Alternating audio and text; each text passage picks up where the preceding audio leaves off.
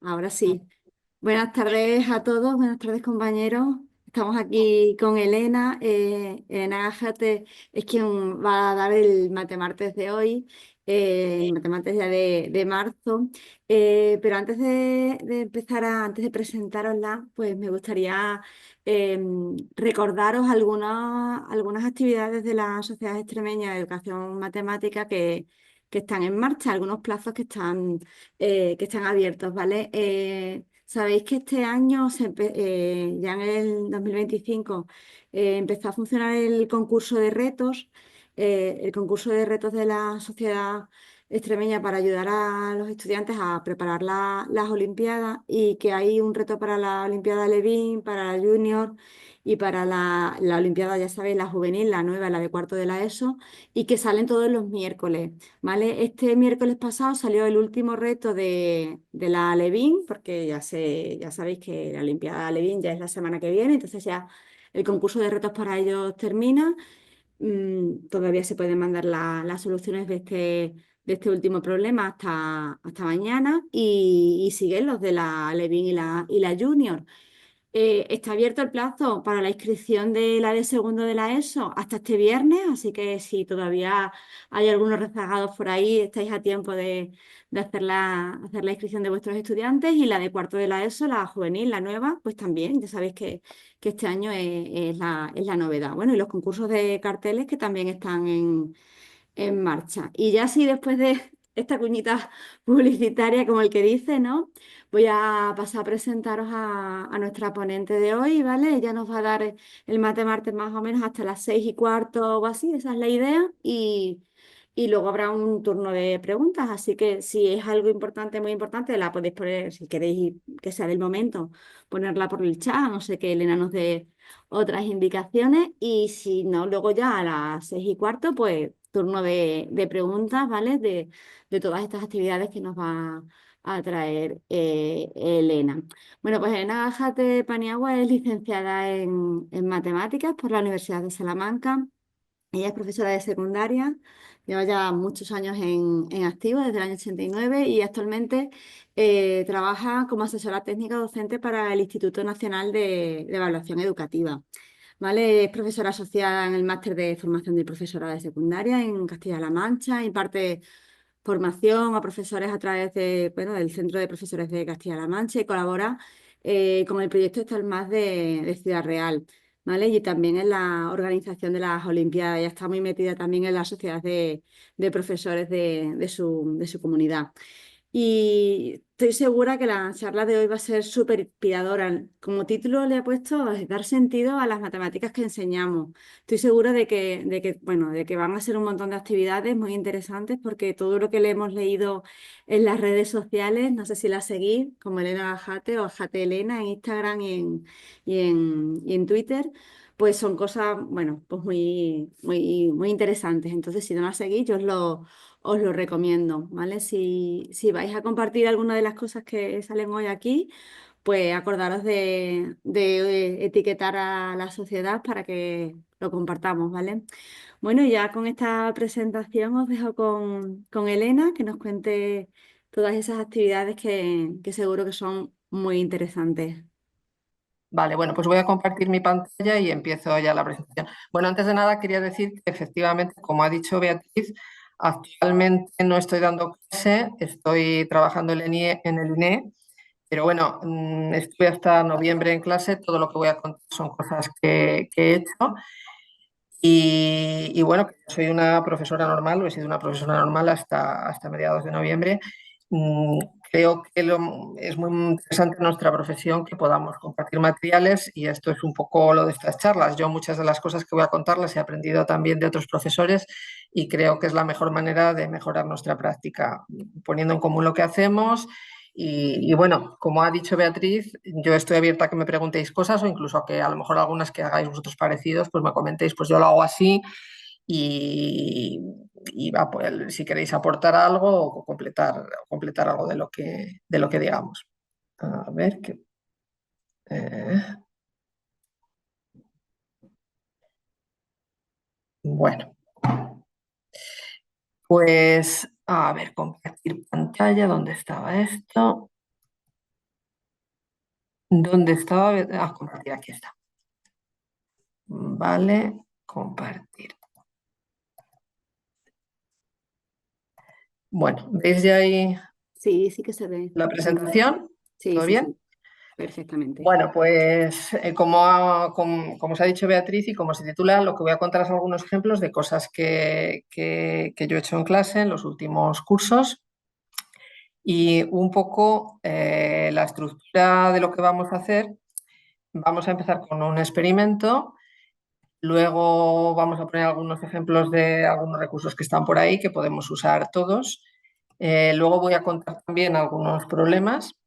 Y por último, pues voy a presentar un par de situaciones de aprendizaje, que es un poco ahora lo que se nos está pidiendo y lo que a lo mejor pues nos trae un poco de cabeza.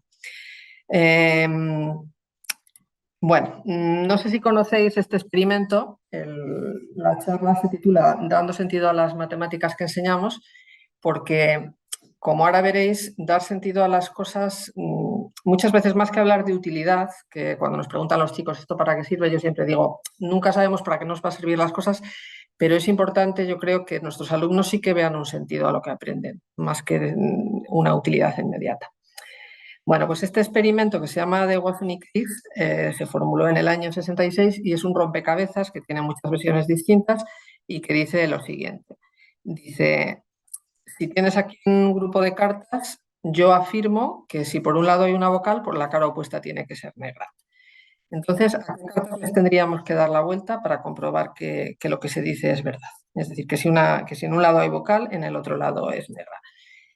Uno ha hecho bien el experimento si dice las cartas exactas hay que darle la vuelta, no vale decir todas, es decir, solamente las que hace falta. Entonces vamos a hacer un pequeño experimento. Os he puesto un Menti para que participéis y penséis a qué cartas hay que darle la vuelta. Venga. Os recuerdo que si por un lado hay una vocal, por el otro lado tiene que ser negra.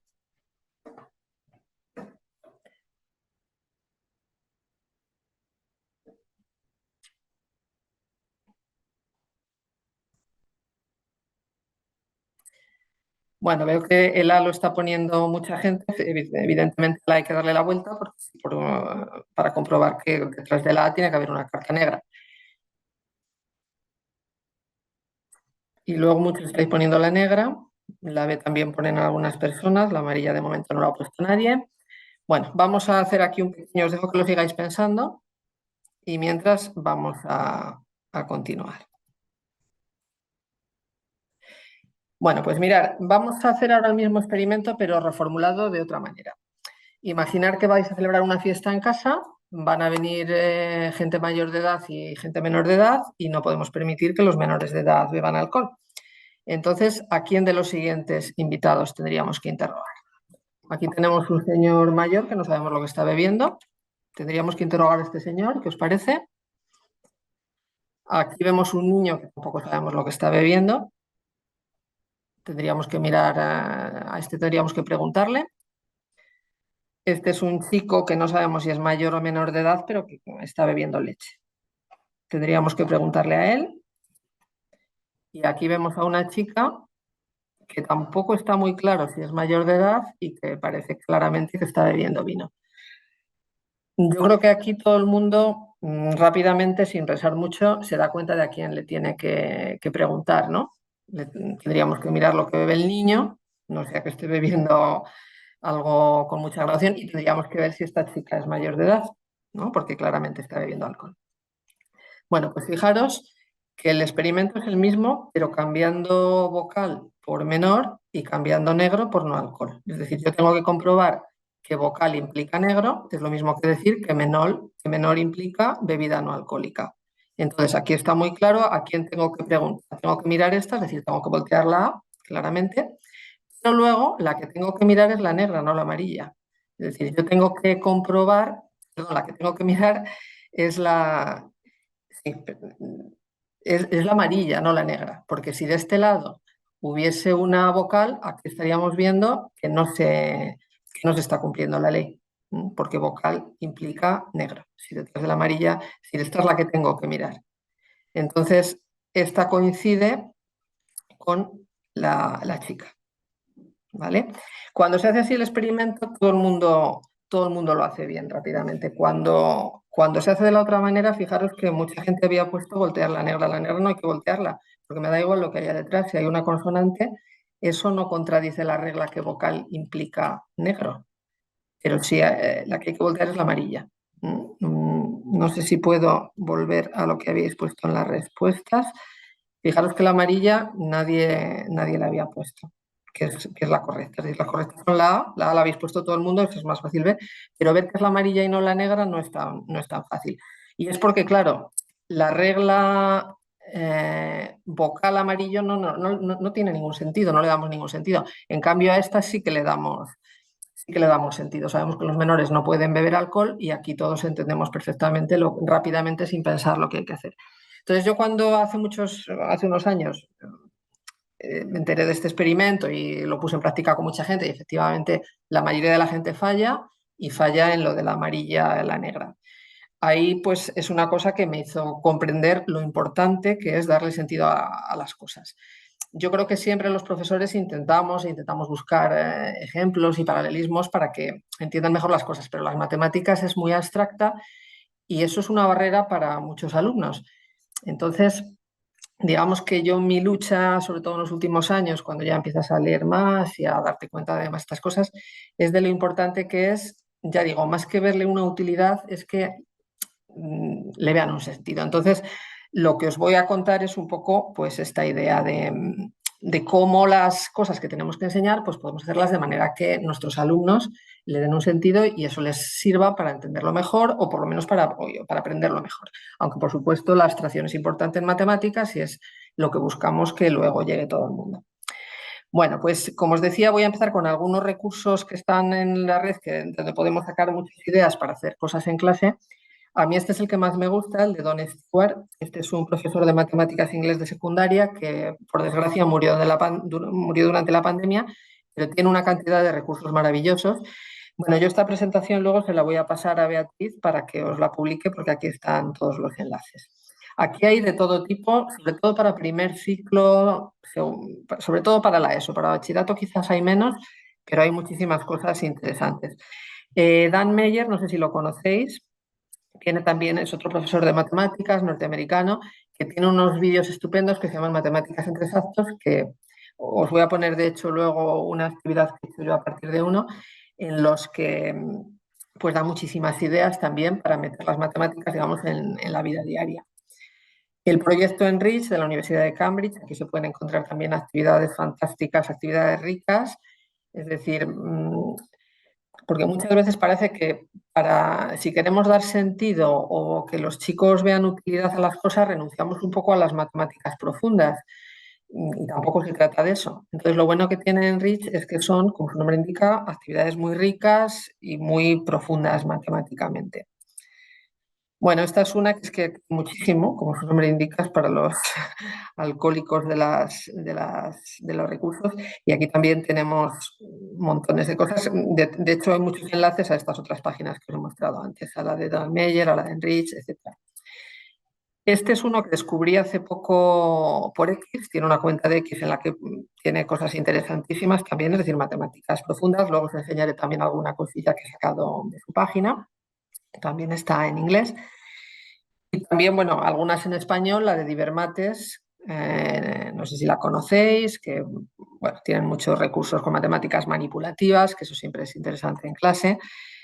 Pedro Beltrán Pellicer, que tiene el blog Tierra de Números, también con cosas muy interesantes y muy adaptadas a nuestra realidad educativa, con la LOLOE, etcétera. Puntmat, que es un blog de Cecilia Calvo Pez y otros profesores catalanes, que está en catalán, pero bueno, en matemáticas no hay mucha dificultad para entenderlo en catalán. Matigón, que tiene también muchísimos recursos, lo utiliza mucho, no sé si yo sigo mucho a Lola Morales también en las redes sociales y ella hace muchísimas cosas en Matigón, tiene un perfil allí con cosas que ha preparado ella. Y bueno, y esta de Joe Bowler, que tiene, no sé si la conocéis también, tiene libros muy interesantes y tiene esta página de YouTube también con actividades, dándole sentido a las matemáticas. Estas son más para primero o segundo de la ESO, para niveles más bajos. También hay muchas cosas de primaria y tal. Pero todas estas, bueno, hay muchísimas más. Os he puesto aquí algunas de las que yo saco cosas y de las que voy a sacar algunos de los ejemplos que voy a poner ahora. Bueno, pues empezamos con algún ejemplo. Ya digo, de momento cosas sencillas. Cuando tenemos que introducir un concepto, pues mejor que si podemos empezar con una definición así abstracta, con algo que tenga un poco más de sentido. Bueno, pues por ejemplo, esta es una página que es estupenda, que es para el tamaño de los números y la notación científica, que se llama La escala del universo. A ver, os lo pongo. Es una página en la que nos metemos y nos sirve para que, moviéndonos por ella, para ver un poco el tamaño de los objetos que nos rodean o que existen en notación científica y para ver un poco las escalas también y el orden de magnitud de los números, porque yo creo que nos pasa también a los profesores de matemáticas, no nos sabemos a la cabeza a lo mejor de lo que es un billón. Entonces con esta web nos ayuda por lo menos a entenderlo y a nuestros alumnos también, bueno, tanto muy grandes, veis, como muy pequeños, nos podemos meter ahí, hay objetos cotidianos, objetos de la ciencia, un cabello, etcétera. Entonces, esto se puede, y de aquí luego, por supuesto, cada uno puede idear actividades de hacer cosas, pero esto ya nos puede ayudar un poco a algo tan básico como las potencias de los números. Bueno, otra sobre la divisibilidad. Yo creo que es muy interesante siempre dar representaciones a los objetos matemáticos. Entonces, hay una cosa tan tonta como que 6 es 3 por 2, pues se puede pintar, ver el 6 como 2 filas de 3 o 3 filas de 2, mientras que los números primos, pues no podemos hacer esto. Entonces, hay también aquí una página muy, muy maja que nos dice los números, nos los representa. Y así vemos si son, bueno, veis que aquí abajo tiene unas flechitas para darle para adelante, se puede parar. Y arriba a la izquierda tenemos cada número. Por ejemplo, el 6, veis que nos lo presenta como 3 grupos de 2 puntos. Y esto lo va haciendo con todos los números, me parece que hasta el 10.000. Cuando son además factorizaciones, bueno, los primos lo representa como un círculo. Y cuando son factorizaciones más complejas, pues se ven los grupos. Por ejemplo, veis aquí el 18, que son 3 grupos, cada uno con 3 picos y cada pico con 2 puntos. Esto viene muy bien, además se les puede pedir a los chicos que elijan un número que les guste, que lo factoricen y que hagan una representación visual para entender mejor lo que estamos haciendo cuando multiplicamos, que es hacer varias veces una cosa que hemos hecho varias veces, etcétera. A mí me gusta mucho ponérselo a los de primero de la ESO cuando empezamos con los números. Bueno, para hablar de múltiplos y divisores, pues algo tan simple como embaldosar una habitación, ¿no? Imaginaos que tenemos una habitación rectangular, la quiero embaldosar, qué tamaños de baldosa me caben, me caben un número entero de veces, sin que se superpongan, por supuesto, qué tamaños, además de los que he puesto, lo permiten o no lo permiten, jugar un poco de eso. Además es que con esto del máximo común divisor y del mínimo común múltiplo, yo creo que también es interesante primero, antes de hablar del máximo común divisor, hablar de divisores comunes, de múltiplos comunes, porque muchas veces estos problemas se pueden resolver de muchas maneras, ¿no? ¿Cuántos harían falta y qué dimensiones tendría el cuadrado? Pues depende, a lo mejor podemos hacerlo de muchas maneras distintas, según queramos que sea más grande o menos. Y por supuesto siempre luego intentar generalizar a otros valores. Los juegos yo creo que también ayudan a dar mucho sentido. Es decir, aquí es donde se ve claramente esto para qué sirve. Pues no sirve para nada, pero es divertido. Todo el mundo hace crucigramas por gusto, ¿no? Pues existe un rompecabezas, que yo no sé si lo conocéis, que son los yohakus. Los hay numéricos como estos que os he puesto, los hay aditivos, los hay multiplicativos. Estos son multiplicativos, veis que tiene aquí el por, y consiste en rellenar los cuadrados con números de manera que al multiplicar en horizontal me salgan los números que hay aquí y al multiplicar en vertical me salgan los números que hay abajo. Por ejemplo, está claro que como 15 es 3 por 5, el 3 tiene que ir aquí porque el 3 no es divisor de 10 y el 5 tiene que ir aquí porque el 5 no es divisor de 12. Entonces este es muy fácil, este sería un caso muy básico, pero esto se va complicando, los hay, y los hay, yo digo, también con polinomios. Están en una página que se llama Yohakus y que está muy bien para trabajar la divisibilidad y que la practiquen de una manera divertida. Porque ya digo, cuando algo es divertido nadie te pregunta, bueno, algunos sí, pero en general no te preguntan tanto para qué sirve. Otro ejemplo para jugar pues un poco con las operaciones numéricas y luego también obtener patrones e incluso para las ecuaciones son las pirámides numéricas. consisten en que cada ladrillo tiene que ser la suma de los dos de abajo, ¿no? Por ejemplo, la primera es muy fácil de rellenar porque simplemente hacer sumas y ir poniendo, ¿no? Aquí hay un 5, aquí hay un 3, luego como ha puesto aquí un 5, pues aquí va un 13, etcétera. Cuando ya no nos lo dan lo de la fila de abajo, pues se puede empezar a complicar. Esta de aquí también sigue siendo muy fácil, ¿no? Porque si aquí hay un 7, aquí hay un 3, pues aquí tiene que haber un 4, luego esto me lleva a que aquí haya un 1, aquí un 5, etcétera. Esto se puede ir complicando, por ejemplo, este que tenéis aquí. Además, aquí ya estaríamos trabajando el sentido algebraico, la búsqueda de patrones, que es algo que el alumno insiste mucho en trabajar el sentido algebraico, el buscar los patrones desde que están en primero de la ESO. Es decir, antes de empezarnos a meter al álgebra, digamos, formal, una manera muy buena de preparar la cabeza es jugando a buscar patrones, que de hecho yo creo que es una también de las definiciones de lo que son las matemáticas, la búsqueda de patrones. Bueno, sigo. Juegos, ya digo, todo esto está sacado de estas páginas que os he dicho antes. Esta es de la de Dan Brown, de la de Don Stewart, perdón. Los factogramas, es decir, otra manera de trabajar los factores y los divisores. Porque además yo creo que cuantas más formas distintas les ofrezcamos de ver un concepto, más estamos también ayudando a la diversidad. Hay gente que tiene más, que cuando visualizan las cosas les cuesta menos. Entonces, pues lo de atender a la diversidad no tiene por qué ser dar cosas más fáciles a los que les cueste más entender las cosas, sino a lo mejor esas personas tienen unas maneras de entender las cosas distintas que le puede ayudar más dándole otra representación. Entonces, bueno, pues aquí tenéis representarlo con flechitas. Entonces, pues hacer un factograma sería poner las flechitas o al revés, si están ya puestas las flechitas, buscar los números. Estaríamos también dentro de jugar para practicar las operaciones, los divisores, etc. Para practicar la prioridad de operaciones y paréntesis, pues a veces en vez de darle una ristra de ejercicios para que hagan cuentas, pues uno de este tipo, de a ver cómo pones los paréntesis para que esto te dé 14. Bueno, 14 es la que da por defecto si no se pone ningún paréntesis, pero cómo los ponemos para que nos dé 4, cómo los ponemos para que nos dé 1, etcétera, y así están practicando, pues eso, la prioridad de operaciones de una forma un poquito más entretenida y que por tanto le da más sentido a lo que hace. Y aquí pues lo mismo, rellena y pon paréntesis para que eso se cumpla. Además son ejercicios yo creo que más ricos que el hacer las cuentas, que la tradicional, digamos, que le das la cuenta y tienen ellos que hacerla. Yo por lo menos cuando lo he hecho en clase veo que esto en general les entretiene más. Y además le permite a todo el mundo pues jugar, no es tanto de es que no me sale, venga, prueba a ver. Bueno, estos otros, pues una manera también de representar para que se acostumbren a escribir las operaciones. Yo me he dado cuenta que en primero de la ESO no tienen la costumbre de poner la operación completa cuando hay que hacer varias. Si las van haciendo paso a paso y van poniéndole igual, esto que nos cuesta tanto a veces en primero de la ESO. Entonces, esta es una manera de que tengan que, digo, yo quiero saber el número de cuadraditos que hay aquí, que me lo digas con una operación, ¿no? En este caso sería, por ejemplo, 3 por 5 más 4 por 5. Y cuando hay cuadrados, pues que utilicen las potencias. Y aquí al revés, yo te doy la operación y tú me haces el dibujo. En este, por ejemplo, habría que restar, ¿no? Bueno, otra página web que está bien, que a mí me gusta mucho, es esta de los fractales, que ahora veremos que también da juego. Bueno, en esta de aquí tenemos algunos ejemplos de fractales, digamos, visuales, que moviendo el ratón por encima, pues se modifican, que ellos también ya tienen que hacer el esfuerzo de pensar qué es lo que está pasando aquí. Tenemos el árbol de Pitágoras, moviendo el ratón lo puedo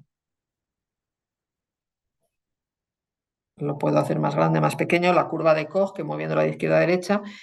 Esto yo se lo suelo poner porque, bueno, es bonito, les gusta, para luego, a partir de aquí, plantearles problemas, plantearles ejercicios que den sentido también a algunas operaciones, a la recursividad, a las potencias, a las sucesiones. Bueno, y la alfombra de Sierpinski, que viene también muy bien luego para hacer problemas de estos de sumas infinitas y cosas así.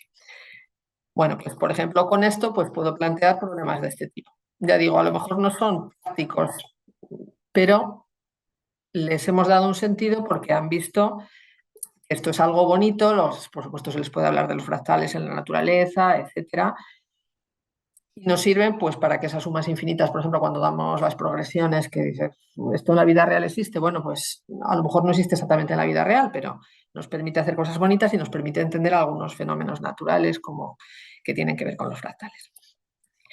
Bueno, y paso, digamos, a la segunda parte, la parte de los problemas. Me gusta mucho esta cita de María Antonia Canals, que dice que los problemas son para pensar, no para calcular, porque es verdad que muchas veces lo que llamamos problemas no son más que ejercicios que parece que están ahí puestos pues para que hagan cuentas y son la excusa, pero en realidad en clase de matemáticas yo por lo menos busco más que piensen y además que se den cuenta de eso, que a lo mejor las soluciones no son únicas y que le cojan el gusto a los retos mentales. Hay que tener mucho cuidado, claro, de poner problemas, los problemas que planteemos, que no les frustren y digan de entrada, esto es muy difícil, yo no sé hacerlo. Y por supuesto también que sean problemas que tengan un sentido. Perdóname que repita tanto la palabra. Bueno, pues voy a poner algunos ejemplos, estos ya son míos, inspirados por cosas que he visto, de problemas que se pueden plantear en clase para trabajar cosas curriculares. Por ejemplo, esta es una noticia que apareció hace unos días en los periódicos, no sé si la visteis, que bueno, se habló mucho en redes sociales, porque se utilizó por algunos antivacunas para decir que las vacunas son malas, ¿no? Hay más contagios y muere más gente entre la gente que se ha vacunado que la que no. Yo creo que esto es un punto de partida estupendo para empezar a trabajar en clase las proporciones, eh, los porcentajes, que busquen también ellos los datos, que sean críticos con la información numérica, porque además es una de las competencias específicas que tenemos que trabajar. Lo dejo ahí para que, digamos, como punto de partida. Bueno, esto también es una imagen que vi yo pues hace unas navidades. A mí me gusta mucho el bricolage y hacer cosas, entonces ves esto, pues yo independientemente te guste más o menos, pero dices, anda, mira, aquí no hay solo una cuestión de bricolage, sino que aquí hay matemáticas. ¿Cuánto me puede costar hacer esto y cómo calculo la madera que tengo que comprar? Entonces, yo esto se lo pongo cuando empiezo con las progresiones. Antes de hablarles de progresiones ni de nada, vamos a ver cómo resolvemos este problema. Y que veáis que tiene sentido. Además, yo no les doy datos, que piensen ellos qué datos, es decir, qué tamaño de árbol quieres hacer, cómo lo quieres hacer de grande, pues ya en función de eso piensas. Y bueno, luego se les pueden dar fichas. De hecho, en la documentación que le voy a pasar a Beatriz, pues tengo ahí, sí que tengo ahí la ficha de cómo, de la actividad que hago yo con esto cuando la hago. Lo suelo hacer en tercero de la ESO cuando vemos las progresiones. Bueno, otro problema típico, bueno, este es muy conocido, el de la estantería. Yo quiero poner una estantería en una habitación abuhardillada. Esto sería, digamos, la forma que tiene la pared. Entonces, bueno, muchos, para empezar, hay gente que piensa que yo lo primero que pregunto es eso, ¿da igual las dimensiones que le pongamos a la estantería? ¿Va a ser siempre del mismo tamaño? Porque muchos te dicen, sí, va a ser del mismo tamaño. Ya cuando le haces la construcción con GeoGebra y lo mueves, pues ves que no. Este es un applet que tengo yo hecho de GeoGebra, que lo tengo puesto en mi página luego os lo paso también, os enseño, porque ahí tengo más ejemplos de funciones, digamos, recreadas que ayudan a entender. También se les puede pedir a ellos que lo hagan y es muy interesante. Entonces, bueno, pues el problema podría ser así. Yo les doy el dibujo, les presento el applet con la modelización y entonces pues ya le puedes empezar a hacer preguntas. Lo que os decía al principio, ¿qué sucede con el área de la zona sombreada? Porque muchas veces en estos problemas, bueno, en el típico isoperimétrico de la cuerda, es curioso que mucha gente no es consciente de que el área cambia. Dicen, no, si el perímetro es el mismo o si lo metes siempre en el mismo sitio, el área es la misma. ¿Y qué pasa con el perímetro? Cambia también. Si antes de ponernos a hacer cálculos, pensar y razonar. Y empezamos por un caso facilita. Si le pongo una altura de 2 metros, ¿cómo va a ser todo? ¿Cómo va a ser el ancho? ¿Cómo va a ser la altura? Y cuando mida 4 metros. Tal. Dependiendo también del curso, pues podemos ir más allá. De generalizar, de sacar la función, de resolver una inecuación. Es decir, son las cosas que hacemos en utilizar tales, que aparece aquí, son cosas cálculos que hay que hacer, pero que los estamos haciendo dentro de un contexto que tienen sentido. ¿Qué dimensiones tiene que tener la estantería para que quepa el mayor número de libros? Aquí ya llegamos al problema de optimización al ser una cuadrática, pues se puede hacer en tercero de la ESO. Pero vamos, yo lo hago en bachillerato este problema y a algunos pues les cuesta, o sea que no, que es un problema yo creo que interesante para cualquier curso, ya digo, desde tercero de la ESO hasta bachillerato, incluso hasta segundo de bachillerato. Un problema de los que ahora dicen competencial que, ya digo, en mi libro, en mi sesión de GeoGebra, tengo ahí libros y luego os lo enseño y tengo ahí más problemas de este tipo. Bueno, aquí lo tenéis, ¿eh? Tengo ahí algunos libros. Este en concreto está dentro del libro de funciones y tengo ahí pues otros, a ver, pues cómo varía el área de la piscina según el borde, el cucurucho. Este de la epidemia os lo enseñaré luego también. Bueno, ahí veis el que os he enseñado hace un momento. Yo le aconsejo a todo el mundo que se abra una cuenta en GeoGebra porque aunque no sepas utilizar nada de GeoGebra, pero se pueden encontrar muchos recursos de mucha gente y es muy interesante. Bueno, este es otro también de optimización que hago que me gusta hacer en primero de bachillerato, pero que con GeoGebra se puede hacer en cualquier curso para que entiendan el concepto de función. Si por la autovía se va a 120 por hora, por la carretera a 60 y hay que unir el punto B con el punto A, dónde habría que hacer, bueno, si dejamos de lado otro tipo de consideraciones, dónde habría que hacer el punto de enlace para que les sea lo más rápido llegar de A a B. Y veis que en GeoGebra es que nos lo hace casi todo. Es decir, aunque no sepan los cálculos de derivar, yo esto lo tengo hecho para primero de bachillerato, pero se puede incluso adaptar a otro curso más bajo. Bueno, pues más problemas, digamos, con sentido. No sé si habéis oído estos días que está habiendo muchos casos de sarampión, otra vez por la gente antivacunas, otra vez volvemos al tema de las vacunas. Entonces, esto pues, puede dar lugar a hablar de lo que es hay enfermedades más contagiosas. De hecho, el sarampión no es una de las más contagiosas, tiene un número de reproducción que se calcula entre 12 y 18. Y claro, esto nos puede dar lugar a hablar de funciones exponenciales, por supuesto, o a la proporción de vacunación límite. Es decir, cuando se vacuna a la gente nunca se puede vacunar el 100%, pero podemos conseguir que la enfermedad no se propague. Porque si la idea es que en lugar de poder contagiar a 18 personas o a 12 o a 15, a las que sean, que eso haría que la enfermedad se transmitiera exponencialmente, la idea es que si hay vacunada una parte importante de la población, ya a lo que transmita sea a una persona o menos, ahí ya la enfermedad no se propaga. Esa sería la idea. Entonces, ¿cómo se calcula esta proporción vacunación límite?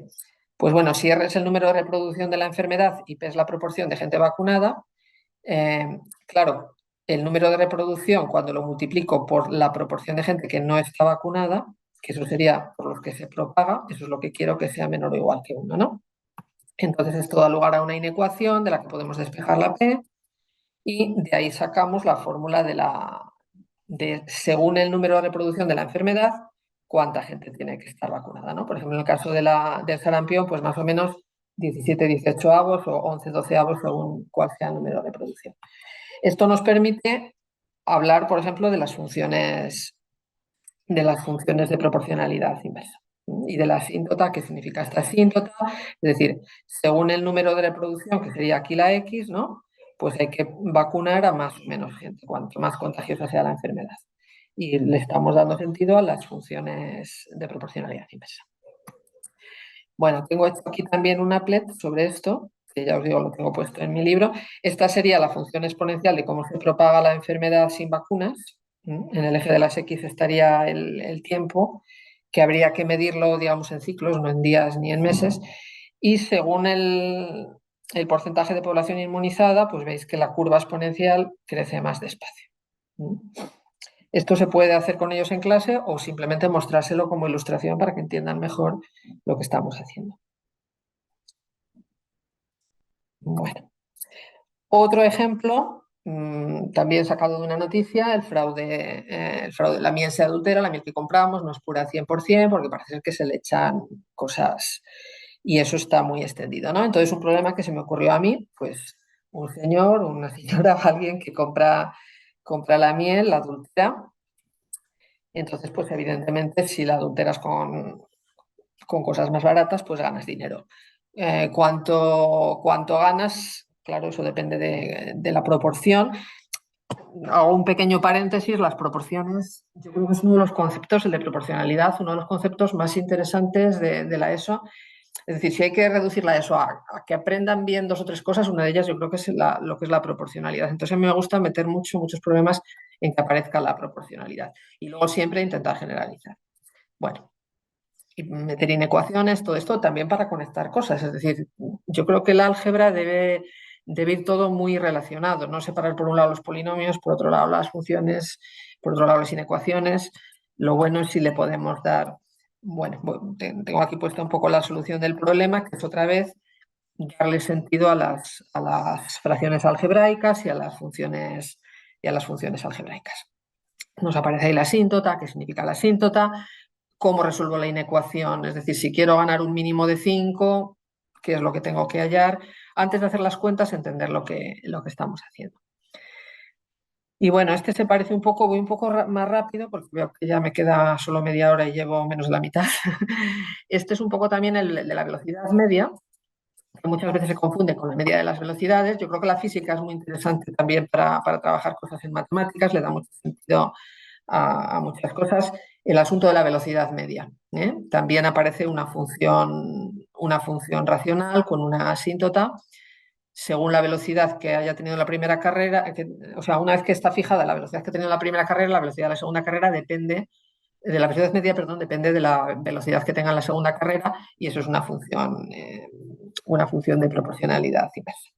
Bueno, esto lo saqué de otra página, tengo puesta que es KenKen, que es también de pasatiempos y que vienen muchos recursos para profesores.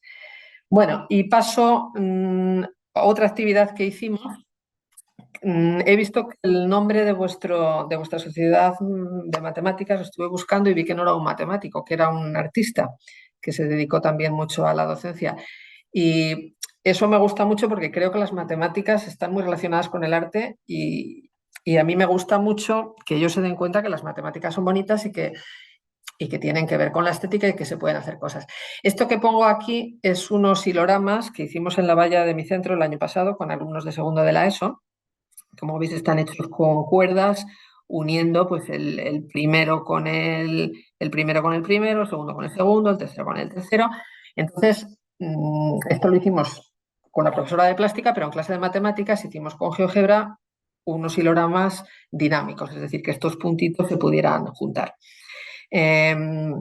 Entonces, esto moviliza mucho, lo hicimos en segundo de la ESO, lo que es el sentido algebraico en la comprensión del concepto de variable, que es un concepto también que cuando os decía de esas 3 o 4 cosas importantes de la ESO, que dice, si tenemos que reducir al mínimo, proporcionalidad, concepto de variable. Y yo creo que una manera estupenda de trabajar el concepto de variable es con GeoGebra. Entonces, lo que hicimos en clase fue esto, que son, ya veis, bueno, de la izquierda es el que hemos hecho en las vallas, pero hecho con GeoGebra. Veis que aquí hay una variable que es la que nos permite juntar más o menos los puntos y esta es la que nos dice, digamos, el salto que doy en el azul, ¿no? De cuántas, es decir, me voy a la cuarta, a la -4 para atrás entonces están jugando con variables y además para hacer esto hay que meter fórmulas. Bueno, aquí tenemos otro, no es el mismo. Esto nos da lugar a hacer también, a trabajar el álgebra, es decir, miden todos lo mismo, que es una cosa que se les ocurre a ellos. ¿Cómo podemos expresar algebraicamente esto? Podemos hacer también gráficos, usar diagramas de barras, usar hojas de cálculo. Si esto lo consideramos ya como un continuo, es decir, llamo x lo que mide por aquí y por tanto 1 menos x lo que mide por aquí, la longitud de la cuerda la puedo expresar como una función. Es decir, un poco a partir de la actividad que hicimos, de la actividad, digamos, artística que hicimos, jugar con las matemáticas y aprender cosas. Bueno, y aquí además una cosa que les gustó mucho es que si en vez de, bueno, tengo aquí una variable que me dice que una cada punto con m más, el m que indica ahí, ¿no? Es decir, el 1 con el 1 más m, el 2 con el 2 más m. Si en vez de sumar multiplico, es decir, 1, por ejemplo, cuando la m la pongo en 2, el 1 lo 1 con el 2, el 2 con el 4, el 3 con el 6, el 4 con el 8, etcétera, pues salen cosas que les gustan mucho Y ya digo, pues a lo mejor esto no tiene utilidad, pero nadie te pregunta esto para qué sirve, porque es bonito y, tiene, y tiene sentido. Bueno, pues aquí acabo con la parte, digamos, de problemas y ya voy a pasar, para terminar, a presentaros dos situaciones de aprendizaje que he trabajado con mis alumnos, que digamos son un poquito más largas, un poquito más complejas. Bueno, lo que nos define el Real Decreto como situaciones de aprendizaje, lo tenéis aquí, es un poco, bueno, no es mucho, no es muy largo de leer, porque en comparación con lo que han hecho luego las autonomías, que a veces han hecho desarrollos mucho más largos, por lo menos aquí en Castilla-La Mancha, y a veces pues la gente se siente un poco perdida. Yo resalto lo que me parece más interesante de las situaciones de aprendizaje, que es esto de que los alumnos construyan el conocimiento ellos, es decir, no tanto como que nosotros estemos explicando y ellos sean menos receptores, sino que les demos la oportunidad a ellos de aprender de una forma activa, ¿sí? Que puedan también aprender de forma creativa, es decir, que no les digamos ya de entrada cómo tienen que hacer las cosas, sino que puedan ellos tener un poco cierta libertad de buscar su camino, de trabajar en equipo. Lo del contexto, bueno, ya digo, esto es un poco, aquí hay mucha discusión porque es verdad, cada uno tiene unas experiencias, que es un contexto real. Yo ya digo, para mí contexto es cualquier cosa que le dé sentido. Que sean complejas, es decir, que no sean unas matemáticas tontorronas, que a veces se ve situaciones de aprendizaje que dices, mete mucho decorado, pero luego al final las matemáticas pues es hacer tres multiplicaciones y un porcentaje o meter los datos en una hoja de cálculo. Pues yo entre elegir unas matemáticas más ricas y tener un contexto, pues me quedo con matemáticas más ricas. Evidentemente, si tienen contexto, mejor. Pero creo que no debemos supeditarlo todo al contexto si es a costa de perder, ya digo, de perder profundidad o de perder matemáticas de verdad. Lo de la vida real, pues lo que hemos hablado. ¿Qué es la vida real? Pues yo a veces no sé muy bien lo que es la vida real y por eso me quedo más, ya digo, con lo del sentido. Y sobre todo, integrar muchos saberes básicos, es decir, no trabajar solo uno en concreto. Esto no siempre es fácil y por eso creo que es muy interesante que tengamos la posibilidad de los profesores de intercambiar experiencias, de conocernos, de compartir materiales, porque estar continuamente haciendo uno sus situaciones de aprendizaje pues no nos da la vida. Entonces, bueno, os enseño, ya digo, os voy a enseñar dos que he hecho yo. La primera es sobre los logaritmos. A mí el asunto este de los logaritmos, pues me daba mucha pena, que era una de las cosas como que más antipáticas les servían a los chicos. De hecho, yo me acuerdo que tenía un compañero que cuando daba el tema de logaritmos decía, bueno, vengo contento porque he conseguido por lo menos que ya aprendan que el logaritmo no es un insulto. Esto, bueno, fue hace muchos años cuando todavía los chicos leían TVOs de Tintín, donde el capitán Haddock usaba la palabra logaritmo para insultar.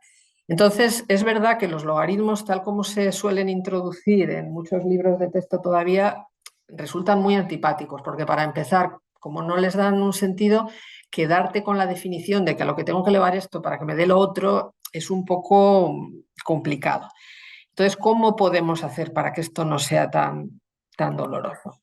Pues bueno, a mí una cosa que descubrí hace algún tiempo es que los teléfonos móviles te puedes descargar un sonómetro para medir los decibelios. Yo lo usaba para decirles en clase, mirad qué ruido estáis haciendo y tal. Y se me ocurrió que, bueno, si le decimos a dos personas que hablen primero por separado y midan los decibelios y luego lo hagan juntos, pues por separado, una persona, bueno, depende del volumen de voz, suele estar en torno a 70 80 decibelios. Entonces yo mido a dos personas en la clase y luego les digo, venga, hablar los dos a la vez. ¿Cuántos decibelios creéis que van a emitir? Entonces, si uno tiene 75 y el otro 80, pues te dicen por la suma 155. No, resulta que cuando los pone juntos sigue siendo en torno a 80. Y esto ya les intriga. Entonces ya es una manera, digamos, de entrar en el asunto, decirlo, bueno, esto ya, dicen, ah, ¿por qué? Es una manera ya de intrigarles, decir, bueno, pues ahora aprenderemos algo, de momento no os puedo decir por qué, porque necesitamos saber algo más, pero vamos a ir, al final lo sabréis. Y ya, digamos, les picas un poquito la curiosidad y les vas dando también un sentido, lo relaciones con algo de la vida real. Bueno, entonces, yo creo que todo el mundo nos han dicho que los logaritmos se inventaron por algo, para reducir los cálculos, pero la verdad es que las nuevas generaciones ya no sabemos muy bien de eso, porque no hemos usado la tabla de logaritmos ni nada. Pero es interesante decirles, pues mirad, hay cálculos mentales que se pueden hacer si los números los convertimos en potencias. Por ejemplo, si yo sé que 1024 es 2 a la 10 y que 8 es 2 al cubo, como sabemos que al multiplicar potencias se suman los exponentes, 2 a la 10 por 2 al cubo es 2 a la 13, ¿no? Pues aquí tengo lo que es 1024 por 8. Y todas estas operaciones que he puesto aquí es fácil hacerlas y los números los vemos como potencias. Entonces, esta es una manera ya de que entiendan para qué sirven las potencias y por qué el exponente es interesante quedarse solo con el exponente, que es un poco lo que hacían antes los libros estos de las tablas de logaritmos que se utilizaban cuando no había calculadores. Esto viene bien para trabajar el cálculo mental y para que se den cuenta vamos a irnos fijando en el exponente de los números. Yo les planteo otra actividad. Yo les digo, vamos a coger unos cuantos animales, los que queráis, de distintos tamaños, y vamos a intentar representar en una escala de acuerdo con su peso o con su tamaño o lo que queráis. Entonces, claro, ahí tenemos un problema de elegir la escala, porque si quiero que me quepa el más grande, pues los pequeñitos se me agolpan. Parece que un ratón, un conejo, una mosca y una pulga son prácticamente lo mismo. Y claro, si quiero distinguir a estos, pues ya el caballo se me va a kilómetros. Lo mismo pasa, por ejemplo, si quiero representar cómo varía el peso de un embrión a lo largo de los 9 meses de embarazo. Parece que durante los 3 primeros meses aquí no está pasando nada, luego ya empieza a crecer, ¿no? Cuando sabemos que es justo al revés, que el mayor crecimiento en proporción se produce al principio. Entonces aquí tenemos un problema. ¿Cómo podemos resolver esto? Lo mismo pasa, por ejemplo, si queremos hacer una representación. Ya digo, a mí me encanta siempre hacer representaciones y que en clase utilicen GeoGebra, que aprendan a usarla porque les da les ayuda mucho a desarrollar una serie de cosas, entre ellas el sentido algebraico, que la notación debe ser correcta, el pensamiento computacional, etc. El famoso problema del ajedrez de que te dan un grano de trigo por la primera casilla, el doble por la segunda, etc. Si vamos representando aquí todas las casillas y los granos de trigo que nos dan, pues lo mismo para que nos quepa la de la... Bueno, aquí ni siquiera está la de la última, porque esta sería la casilla 59. Pues fijaros que aquí parece que no sirvemos también que esto no es apropiado representarlo así. Y entonces necesitamos otro tipo de escalas. Y aquí es donde ya le podemos decir, vamos a ponerlo en notación científica y vamos a fijarnos en el exponente. Y ya podemos introducir lo que es la escala logarítmica, la definición de logaritmo y darle ya un poco más de, digamos, ya meter ese concepto que es un poco antipático, que le vean una utilidad. Aquí tenemos, pues ya digo, el problema de antes. Al principio pues es hablarles del orden de magnitud, que simplemente si cada uno lo coloco en su orden de magnitud y luego dónde más arriba o más abajo, pues porque no siempre exactamente 10 a la 2 o 10 a la 3. Si uno pesa entre 100 y 1000, pues ¿cómo coloco el 500? Entonces ya hay una manera de poner esto y la calculadora nos lo hace, el 500 lo puedo poner como 10 elevado a no sé cuántos, pues no sé cuántos lo coloco ahí. Y se van acostumbrando al logaritmo de una manera más amable. Aquí tenemos también la gráfica del embarazo con una escala logarítmica. La del trigo, además, siempre que algo es exponencial puro, pues al ponerlo en escala logarítmica se convierte en una recta. Y esto ya nos permite también ir hablando un poco de las propiedades del logaritmo, del producto de la suma de logaritmos, etcétera, jugando con estas gráficas. Bueno, aquí tenemos lo mismo, unas gráficas exponenciales, las mismas gráficas, una es 10 elevado a x y la otra es 2 elevado a x, las mismas en escala logarítmica que se convierten en rectas. Esto, sobre todo cuando fue la pandemia, yo lo enlazaba porque yo creo que mucha gente no era consciente o no lo entendía cuando salían en los medios de comunicación las escalas, cuando decían la curva se ha doblado, la curva en realidad no se doblaba porque seguía creciendo mucho. Lo que pasa es que, porque, claro, era una enfermedad que estaba transmitiendo exponencialmente, pero cuando la ponemos en escala logarítmica, ahí sí que se ve que, digamos, ya estamos pasando a lo mejor de una exponencial de base 5 a una exponencial de base 4, una exponencial de base 3. Entonces, la pendiente de esa recta va disminuyendo porque la exponencial va siendo de base cada vez más pequeña. Y esto se entiende si uno ha entendido lo que es el logaritmo y lo que es la escala logarítmica, que yo creo que es más interesante que estos problemas de logaritmos sabiendo que de haya el logaritmo de 2 a la 15 en base 4 y cosas de estas. Bueno, volviendo a la cuestión de los decibelios, una vez que ya sabemos lo que son los logaritmos, ya podemos explicarle lo que son los decibelios y qué pasa con el oído humano, que hay un rango amplísimo de de intensidades de sonido. Hay una intensidad referencia, que es en la que, digamos, podemos medir la intensidad, que digo, por ejemplo, yo que sé, si la intensidad de referencia, lo más bajo, la I sub 0, lo más bajo que podemos oír, que es que podemos percibir, yo que sé, pues una pestaña, una hoja cuando cae al suelo. Pues medimos el número de veces que es más fuerte un sonido de hojas que cae al suelo, simplemente lo que es dividir la I entre la I sub 0. Entonces, pues, bueno, ahí tenemos, bueno, esa es la medida, que esto sería una cuestión de física, en que se mide la intensidad de sonido, pero si la mido en umbrales de audición, pues ahí ya veo que se me convierte en una escala en potencias de 10, y que lo interesante es quedarse, pues otra vez con el orden de magnitud, que es el logaritmo. Y esos son los velios, que multiplicado por 10 son los decibelios. Es decir, es muy sencillo.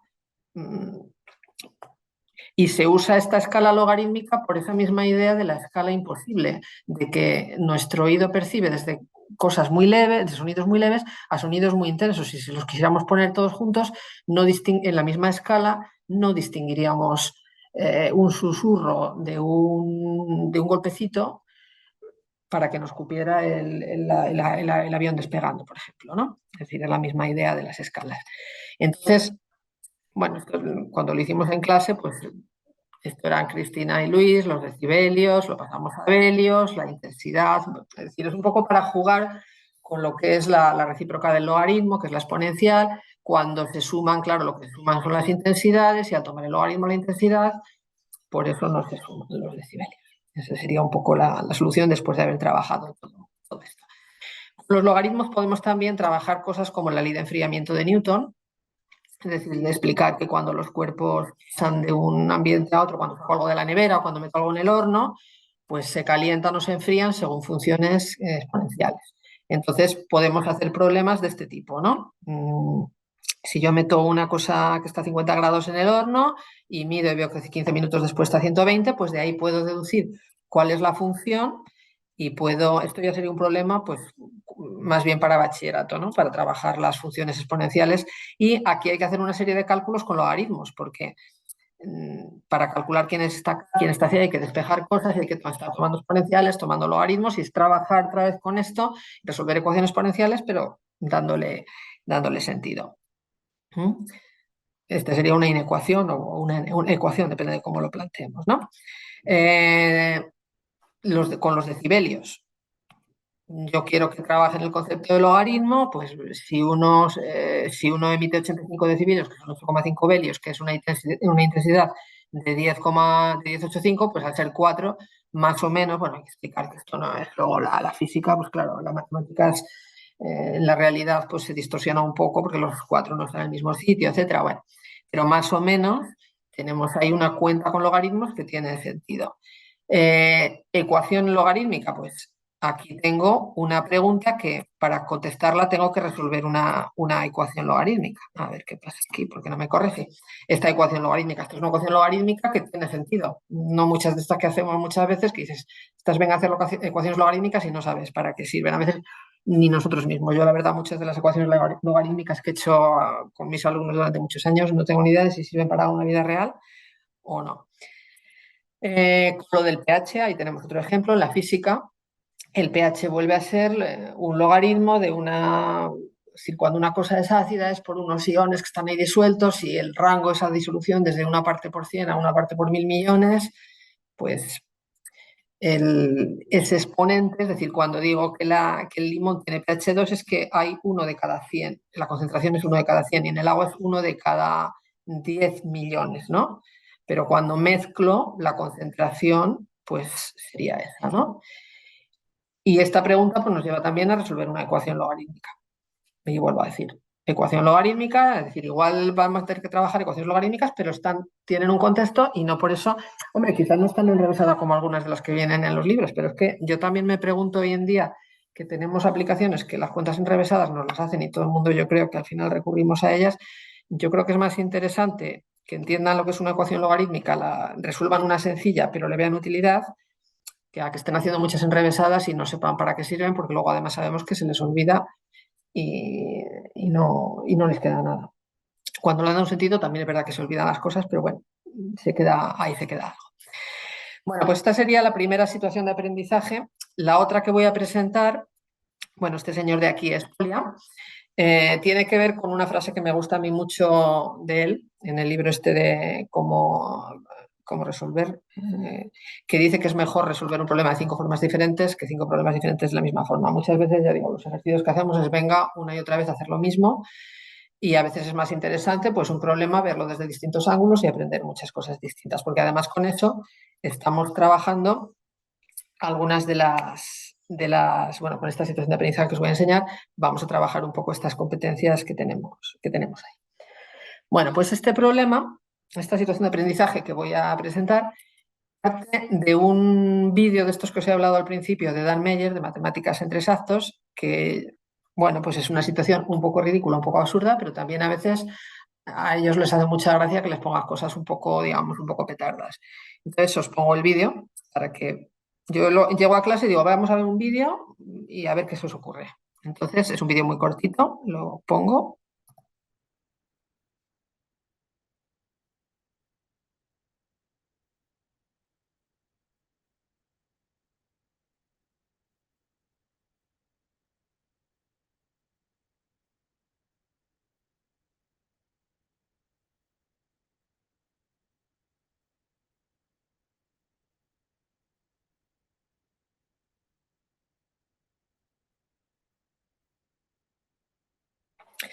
Bueno, pues es verdad que a la gente no se le ocurre ponerse 2 gafas de sol una encima de otra, pero a mí me pareció muy gracioso cuando lo vi, me pareció muy interesante matemáticamente para empezar a hacer preguntas, pues desde primero de la ESO. Yo lo pongo en el curso que tenga, primero, segundo, tercero.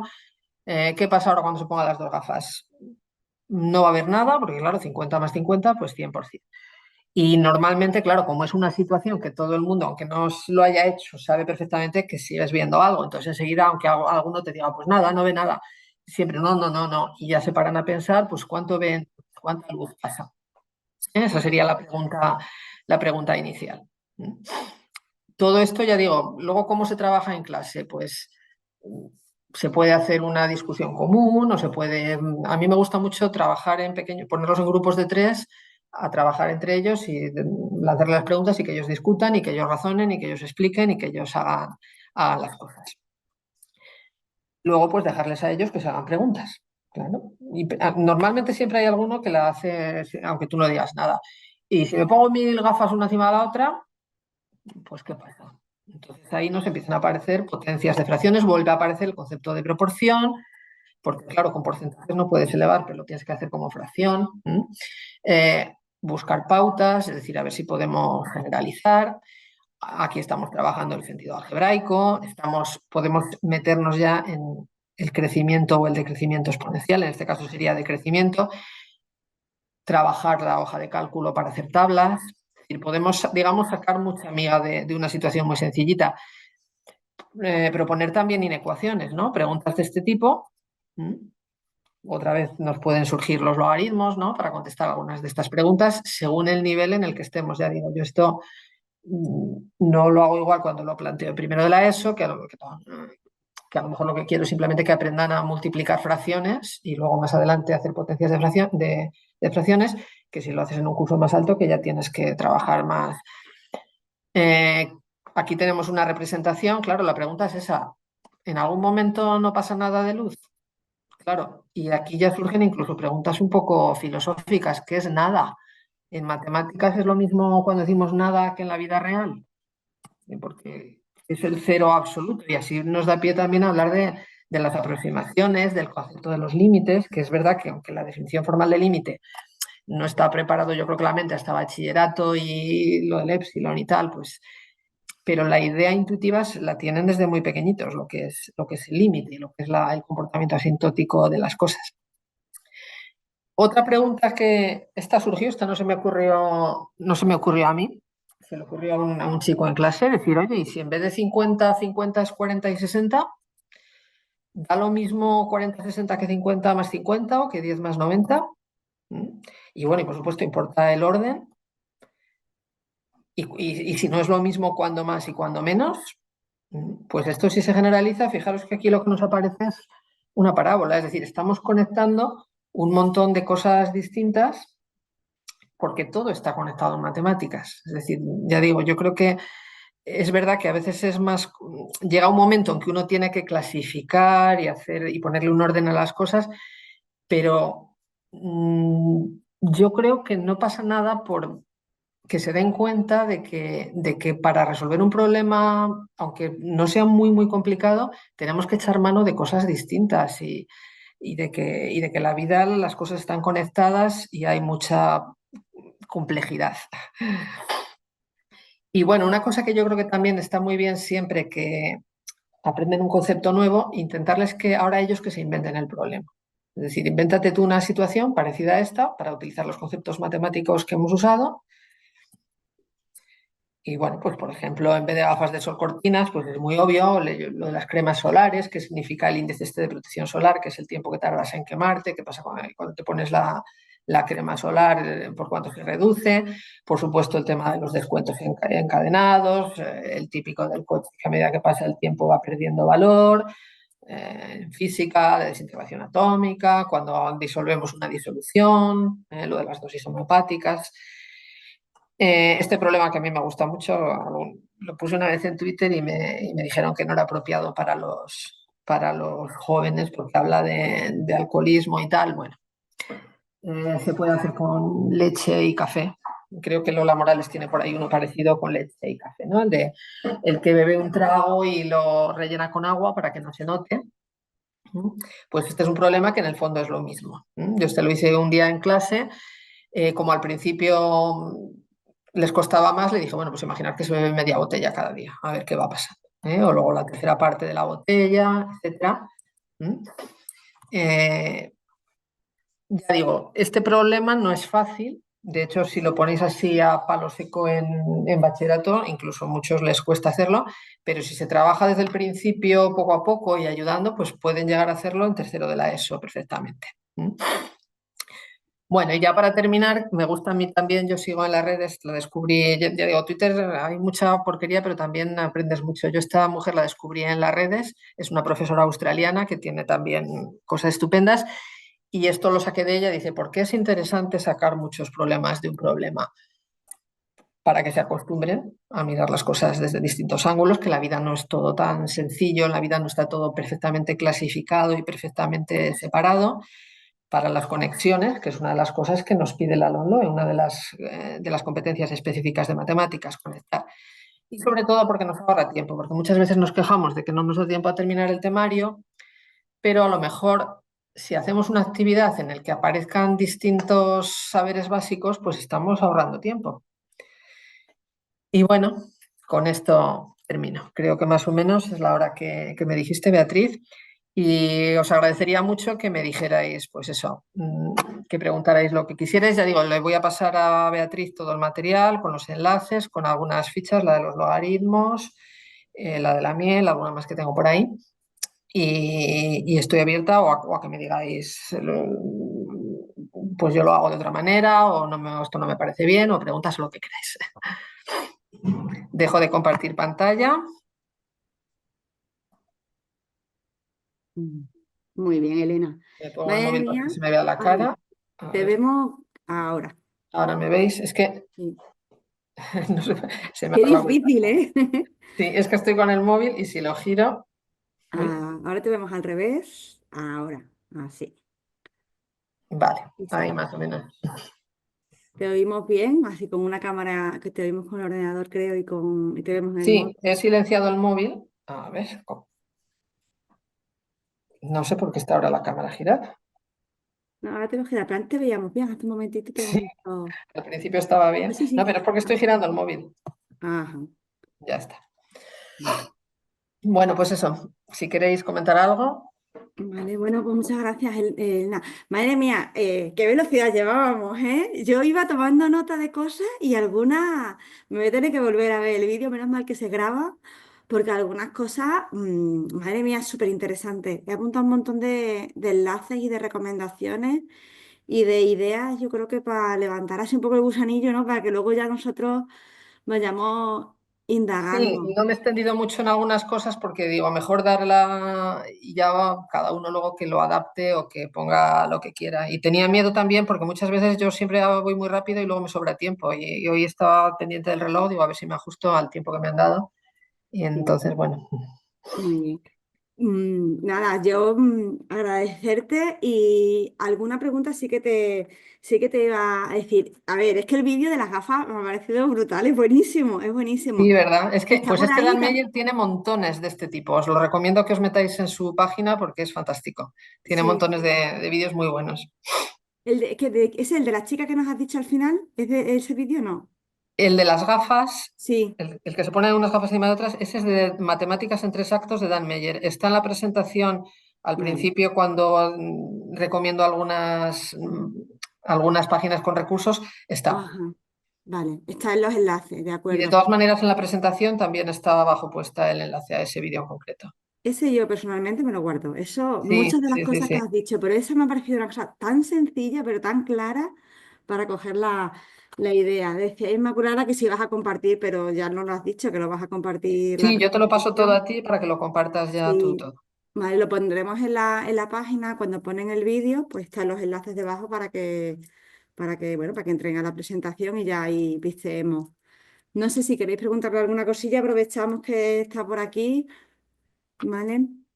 Bueno, no sé si quieres contarnos alguna experiencia así concreta, la de los decibelios que dices que la has hecho así como muchas veces, en primero de bachillerato, sí, En cuarto de ah, la ESO. Bueno, en y en cuarto, primero de bachillerato también, si no les he dado yo en cuarto y no lo conocen, también en primero de bachillerato me gusta hacerlo siempre, para que vean que los logaritmos están por ahí y le vean utilidad. Pero en cuarto, que es cuando se suelen dar los logaritmos, es cuando la suelo hacer yo esta actividad que he presentado. muy bien. Y ya digo, es en clase coger el móvil y además así consigues que estén todos callados por lo menos un minuto. Y dice, venga, vamos a hacer un experimento, dos voluntarios, venga, fulanito, te pones aquí, haz A, y les hace mucha gracia, se ríen mucho, pero se quedan integrados. ¿Con el medidor del móvil o con qué lo Con el mides? medidor del móvil, sí, tú buscas en aplicaciones sonómetro, le pones sonómetro, te descargas un sonómetro y lo puedes hacer allá en clase, ya digo.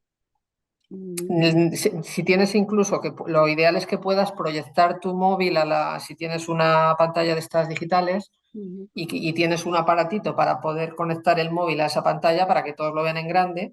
Pero bueno, con que lo vean unos cuantos, si no tienes todo eso, ellos enseguida ven si son los que no se suman los decibelios y eso les llama mucho la atención. Vamos, que no se suman ni lejanamente. claro. No, es que además en el momento que está la máquina en marcha, o sea, que es que lo ves, no necesitas hacer ninguna cuenta ni nada, rápidamente ves que ahí no hay... Efectivamente. Sí. Y es lo que yo digo, al móvil siempre le creen. Es decir, lo que dice el móvil, lo que dices tú a lo mejor no es bueno, pero lo que dice el móvil, si lo dice el móvil ahí no hay duda alguna. Ujú. Venga, otra pregunta. Yo estoy aquí pendiente por si alguien quiere preguntar en el chat. Aprovechad, si queréis hacer cualquier pregunta, que le damos, ya sabéis, que damos levantar la mano o ponerlo por el chat y os damos el micro para que preguntéis. Hemos puesto el formulario, lo han puesto por ahí, no sé si nos había llegado por preguntas y respuestas, pero está en el chat ya. Por si no habéis firmado, acordaros de firmar. Elena, has dicho que la actividad esa del bebedor, la de ir rellenando, ¿no? ¿Cómo la has llamado? Le has puesto un nombre, ¿no? El bebedor clandestino. Yo lo Ah. vi hace muchísimos años en algún libro de texto que decía que era un mayordomo que cogía la botella de whisky, le daba un trago o de ginebra, para que no se notara, y la rellenaba con agua. Y entonces decía, Ajá. si cada día hace eso, al cabo de 15 días, ¿cuánto whisky queda en la botella? Ujú. Es curioso, sí. Luego yo lo he cambiado, en vez de mayordomo, he puesto un chico que sus padres van a dar una fiesta y es el chico el que bebe. Y ya digo, alguna vez me han dicho que no es muy apropiado hacerlo en la ESO y entonces pues digo, bueno, pues que le parezca que no es apropiado ponerlo con leche, yo qué sé. Mm. Está bien, es curioso, es muy curioso. Sí, es que además el nombre que me había llamado mucho la atención, no lo había oído. Bueno, pues no sé si alguna preguntilla queréis hacerle de las actividades que has hecho. Sí, es muy interesante todo lo que nos has contado, la parte de las situaciones de aprendizaje. Me han encantado, creo que son súper prácticas, cosas muy sencillas de hacer y de llevar al aula. Y luego la parte de los problemas, que han sido así un poco rápidos, pero todo lo que haces con GeoGebra, la verdad es que está fenomenal. Y si los tienes modelizados, habrá que pistearte la página. Yo ya he entrado ahí, a la vez la he puesto en la página tuya de GeoGebra. Yo ya le he dado a seguir, así que todo lo que vayas poniendo ya lo estaremos al tanto. Y si tienen los problemas, los vemos imagino que estarán en la presentación, ¿no? Sí. Cuando... Y ya digo, y alguno he incluido alguna ficha de estas que le das a los alumnos cuando los haces, he hecho una carpeta y están ahí metidas. Vale, bueno, pues muchísimas gracias. Bueno, pues Gracias a vosotros. muchas gracias, Elena, por el día de hoy. Y si no queréis preguntar ninguna cosilla más, no sé si se ha quedado alguna. Voy a comprobar el chat porque como estoy hablando, no sé si hay alguna preguntilla más por ahí. A ver, que lo vea. A ver, que. eh, Nada, gracias, muchas gracias, muy interesante. Dice que es una compañera que se sentía muy identificada con tu forma de trabajar. La verdad es que Me alegro mucho. y nada, os recuerdo que el siguiente Matemartes que tenemos es el 29 de abril, ¿vale? El 29 de abril será Suso Ruiz Rodríguez, Domínguez, que él es bastante conocido porque hace cosas de magia.